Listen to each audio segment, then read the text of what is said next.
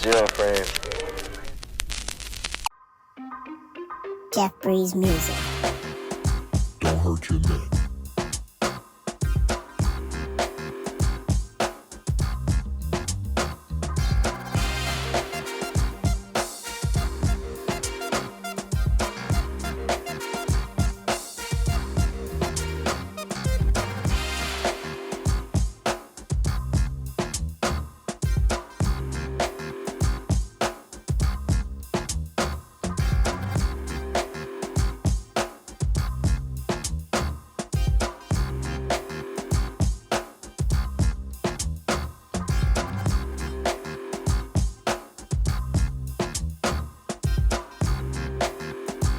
I'm not going to tell you to look close because it's not necessary. It is very clear that the gorgeous Vapid Dominator is made on the Mustang fastback platform.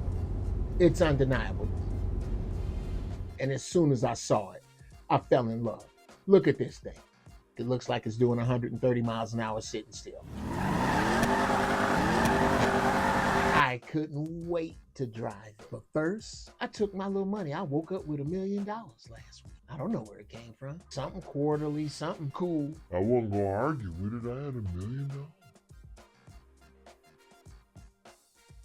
I spent all the money I would have if I bought a Mustang. I beefed up the suspension. I beefed up the motor as much as I possibly could, as much as the game would let me. Then I went and sprayed it dark green. Dark green, like a Mustang fastback is supposed to be. More on that later. So after buying up a gang of guns and a gang of bullets, then in honor of his purple badness, I put a purple stripe down the middle of it. Ooh, nasty looking. Motor maxed out, suspension maxed out. So imagine my surprise when it handled like a bag of jello. I mean, this thing is consistently and without fail all over the road. Oh, it's fast. It's fast. It's plenty fast.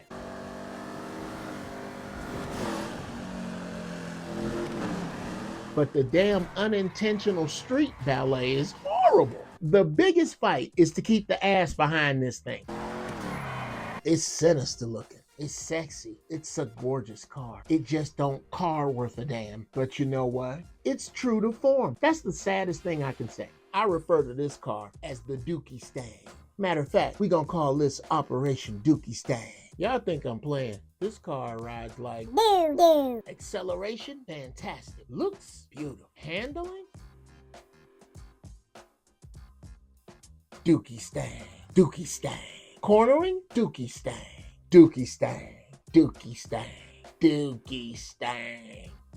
DOOKIESTANG. DOOKIESTANG. DOOKIESTANG. Somehow, It would seem, kind of look like, it would appear.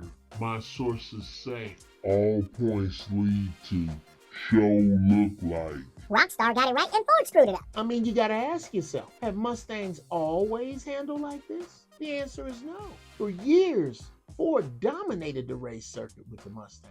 Light, bunch of power, bunch of parts availability. They made millions of them. Lots of people won with the Ford platform. Lots of people won with the Mustang platform. There's a man we've heard of by the name of Carroll Shelby who didn't do too bad with a Mustang. And he wasn't slipping and sliding all over the place. Here's what happened. Automatic traction control. Okay, Uncle Jeff's quick class. The following information is hyper simplified and therefore easy to pick apart as wrong. So shut your smart ass up. This is a solid axle rear end. For decades now, Ford has been known for the dependability of its parts, and almost as much as the iconic 302 is the Ford 9-inch.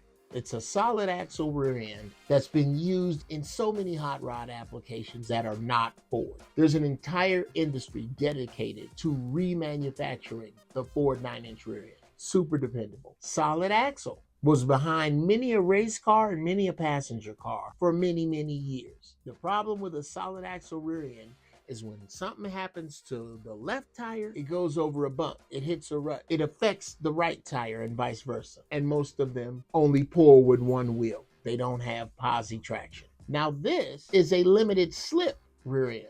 Shortcut on the geometry, much better design. Both are screwed up by automatic traction control. This is where the computer tells the car to put more or less braking, more or less power on a particular wheel. It winds up working against us hot rodders. Or there's just a lot of dumb young Mustang owners.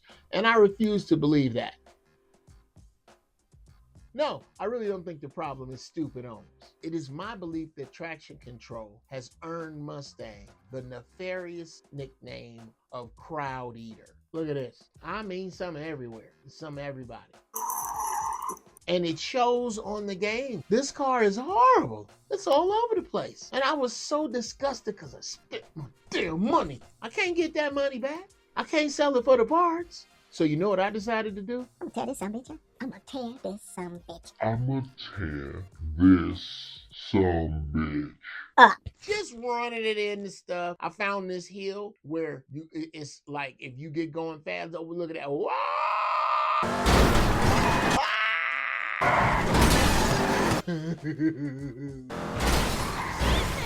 I love doing that.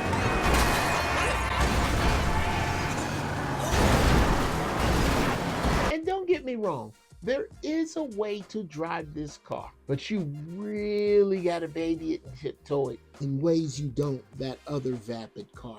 Let me check. Ain't nothing wrong with the Vapid Bullet. Oh, that thing is a monster, which basically is the Ford GT40 platform. Now that handles well. I ain't bought one yet, but boy do I enjoy stealing them. Do I expect a Mustang right out the box to handle that well? No. But I spent my damn money. I wound up procuring this lovely thing right here. This Coquette, which reminded me of my Coquette. That coincidentally is next week's show. I can't wait to tell you about this. But this garbage right here, Dookiestang, Dookiestang. I just need you to pray for me when I'm behind the cyber wheel. As far as I was concerned, the car could be no other color than dark green. Why dark green, Uncle Jeff? How come the car got to be dark green? All them colors, I mean, you got a gay color. You could have Because this is the movie that started it all. Bullet, starring Steve McQueen.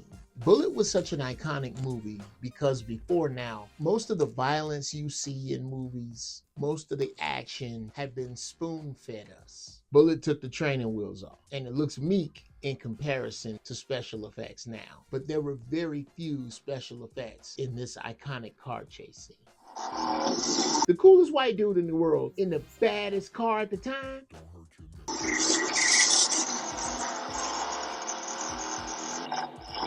My vote for the coolest white dude ever, Steve McQueen, hands down. Steve McQueen is your cool white dude's cool white dude.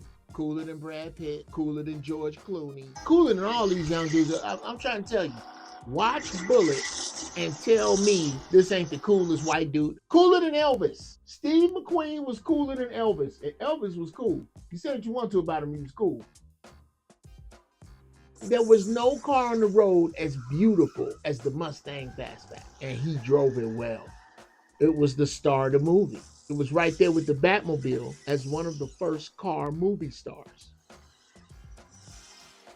But you couldn't buy a Batmobile. You could buy a 67, 68 Mustang.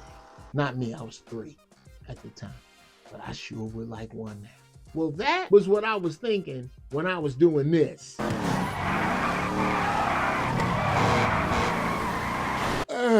I wasn't having no fun driving it. And then I started to get the hang of driving. I mean, there is a way to drive it successfully, but man, is it a pain in the ass to be on top of this thing. You got to be on top of every little move. It's not fun. I was mad until it hit me that it's not real money I'm spending. And I get to put dents in it and they come out magically when I go in the garage. I got over it. The verdict, I dropped from love to don't necessarily dislike. What a fall from grace. And I got it. I started to get it. And of course, every time I say I got it, this happens. Now, if I'm wrong, hit me in the comments. Let me know. But either way, like, share, and subscribe. Let folks know what we're doing over here. This is fun. Even a bad day of video gaming is fun. The Dominator. Steal it if you can, don't buy it. Good job of pointing out where the Mustang sucks, Rockstar. We are the voice of gaming. Alright, till next time, it's your Uncle Jeff.